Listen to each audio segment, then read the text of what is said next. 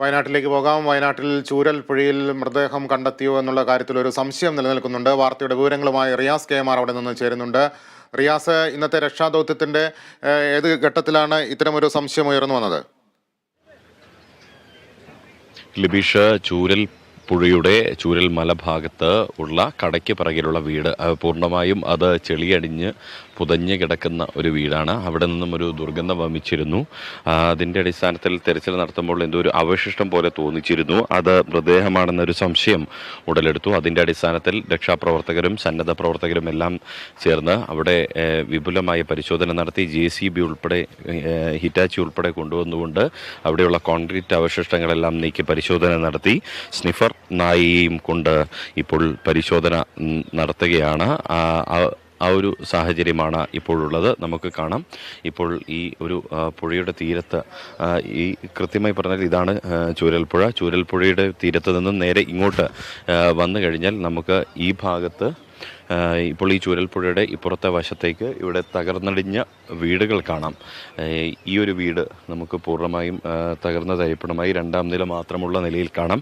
ഇതിൻ്റെ തൊട്ടപ്പുറത്തുള്ള വീട് ഈ ഭാഗത്തുള്ള വീടാണ്. ആ വീടിനോട് ചേർന്നാണ് ദുർഗന്ധം വമിക്കുന്ന ഒരു സാഹചര്യമുണ്ടായത്. അത് തുറന്ന് തിരച്ചിൽ നടത്തുകയായിരുന്നു. മൃതദേഹമാണെന്നുള്ളൊരു നിഗമനത്തിലായിരുന്നു. ഒരു അവശിഷ്ടം പോലൊരു സാധനം കണ്ടതായും പറയപ്പെടുന്നുണ്ട്. തുടർന്നാണ് സൈന്യം ഉൾപ്പെടെ എത്തി സൈന്യത്തിൻ്റെ സ്നിഫർ നായയെയും കൊണ്ടുവന്ന് പരിശോധന നടത്തുകയും ഒപ്പം ഹിറ്റാച്ചി ഉപയോഗിച്ച് കോൺക്രീറ്റ് പാളികളടക്കം നീക്കി നോക്കുകയും ചെയ്തു.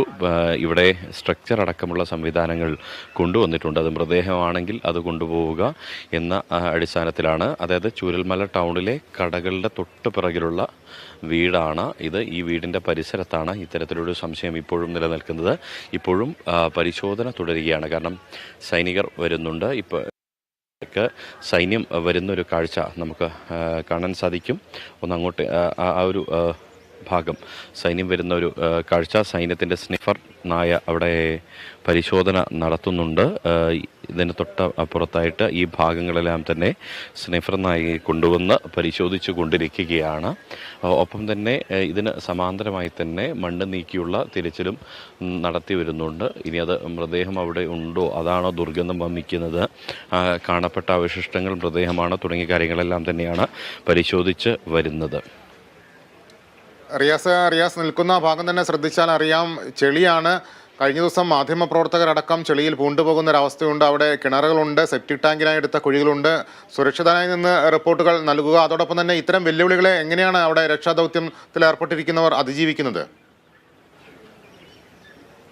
തീർച്ചയായും ലിബീഷ്, കാരണം ഇവിടെ രക്ഷാദൗത്യത്തിന് വരുമ്പോഴും അല്ലെങ്കിൽ റിപ്പോർട്ടിന് വരുന്ന മാധ്യമ പ്രവർത്തകരുമെല്ലാം തന്നെ അപകട മേഖലയിൽ നിന്നാണ് അതിനെ അതിജീവിച്ചുകൊണ്ട്, അതായത് എന്തും സംഭവിക്കാവുന്ന ഒരു സാഹചര്യം. കാരണം ചുറ്റും ചെളിയാണ്. ചെളിയിലൂടെയൊക്കെ നടന്നു വേണം പോകാൻ. ഈ ചെളിയിൽ നടക്കുമ്പോൾ പലപ്പോഴും കാലുകൾ പുതഞ്ഞു പോകാറുണ്ട്. ആ പുതഞ്ഞു പോകുന്ന ഇടം എന്താണ് എന്ന് പോലും മനസ്സിലാകാത്ത ഒരു സാഹചര്യമാണ്. ഈ പറഞ്ഞതുപോലെ മുൻപ് സെപ്റ്റിക് ടാങ്കായ ഇടമായിരിക്കാം, കിണർ നിന്ന ഇടമായിരിക്കാം. ആഴത്തിൽ പുതഞ്ഞു പോയാൽ ഒരുപക്ഷെ കിണറിലേക്കായിരിക്കാം. ഇന്നലെ ഒരു മാധ്യമപ്രവർത്തകൻ ഇതിൻ്റെ നേരെ അക്കരെ ഭാഗത്ത്, അവിടെ ഹെലികോപ്റ്റർ ലാൻഡ് ചെയ്യുന്ന ഭാഗത്താണ് പുതഞ്ഞു പോകുന്നൊരു സാഹചര്യമുണ്ടായത്. സൈന്യമാണ് അവരെ കാൽപിടിച്ച് കയറ്റിയത്. അല്ലാതെ തന്നെ ഈ പറയുന്നത് പോലെ ചെളിയിൽ പുതഞ്ഞു പോകുന്നവരെ സഹപ്രവർത്തകരായിട്ടുള്ള രക്ഷാപ്രവർത്തകർ അല്ലെങ്കിൽ മാധ്യമപ്രവർത്തകർ കൈപിടിച്ച് കയറ്റുന്ന ഒരു സാഹചര്യം പലതവണ നമ്മൾ ഇവിടെ കണ്ടിട്ടുള്ളതാണ്. ആരോഗ്യ പ്രശ്നങ്ങൾ നിരവധി ഉണ്ടാക്കുന്ന ഒരു സാഹചര്യമാണ്. ഒപ്പം ഈ വശങ്ങളിൽ തട്ടി കാലുകൾ മുറിയുന്ന സാഹചര്യമൊക്കെ നിരവധിയായിട്ട് ഉണ്ടാകുന്നുണ്ട്. നമ്മളടക്കമുള്ളവർക്ക് അത്തരം ചെറിയ പരിക്കുകളുണ്ട്. അപ്പോഴും ഈ പറഞ്ഞതുപോലെ ഇതൊരു നാടിനെ വീണ്ടെടുക്കാനുള്ള ഒരു പരിശ്രമമാണ്. ഇവിടെ അടിഞ്ഞുകൂടിയ മനുഷ്യരുടെ മൃതദേഹങ്ങൾ കണ്ടെത്താനുള്ള ഒരു പരിശ്രമമാണ്. മാന്യമായി അവർക്കൊരു യാത്രയയപ്പ് നൽകുക എന്ന ലക്ഷ്യത്തോടുകൂടി നടക്കുന്ന ഒരു രക്ഷാദൗത്യമാണ്. ഇപ്പോഴും നമുക്ക് ദൃശ്യങ്ങളിൽ നിന്ന് കാണാം, അവിടെ ഉള്ള കട്ടിളപ്പടികളൊക്കെ തകർന്നു പോയ കട്ടിളപ്പടികളൊക്കെ നീക്കി ആ കെട്ടിടത്തിനകത്തേക്ക് രക്ഷാപ്രവർത്തകർ കയറാനുള്ള ഒരു ശ്രമം, അതായത് സന്നദ്ധ പ്രവർത്തകരാണ് കയറുന്നത്. രക്ഷാദൗത്യത്തിന് വന്ന സന്നദ്ധ പ്രവർത്തകർ അവർ കയറാനുള്ള ഒരു ശ്രമം നടത്തുന്നത് നമുക്ക് ഇവിടെ നിന്ന് കാണാൻ സാധിക്കുന്നുണ്ട്. അതിന് തൊട്ട് ഇപ്പുറത്താണ് നമ്മളെല്ലാം ഉള്ളത്. അവിടേക്ക് അകത്തേക്ക് കയറിയുള്ളൊരു പരിശോധന, കാരണം ദുർഗന്ധം വമിച്ചിരിക്കുന്ന ആ ഭാഗത്ത് ഒരു സമ്പൂർണ്ണമായ ഒരു തെരച്ചിൽ തന്നെ